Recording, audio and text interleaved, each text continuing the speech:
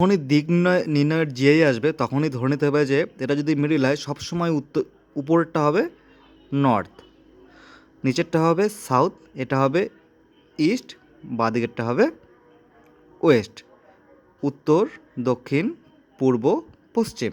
তাহলে চলো এবার এটা করা যাক। বিবেক এবং অশোক একটি নির্দিষ্ট বিন্দু থেকে যাত্রা শুরু করে। ধরি নির্দিষ্ট বিন্দু হচ্ছে এটা, এখান থেকে ওরা যাত্রা শুরু করে।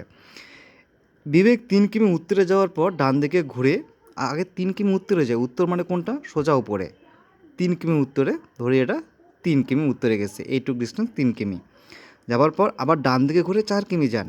তাহলে ডান দিকে মানে কোন দিকে ঘুরবে, পূর্ব দিকে 4 কিমি যান, 4 কিমি যান। তাহলে বর্তমানে এখানে রয়েছে আমাদের বিবেক। অশোক পশ্চিম দিকে 5 কিমি যায়, এখান থেকে পশ্চিম কোনটা, এই দিকটা হবে পশ্চিম, ওয়েস্ট, পশ্চিমে যায় 5 কিমি, সোজা 5 কিমি পশ্চিমে গেল এটা, 5 কিমি যায়। যাওয়ার পর ডান দিকে ঘুরে আরও 3 কিমি যান, ডান দিকে মানে সোজা উপরের দিকে ঘুরবে, ঘুরে যায় 3 কিমি।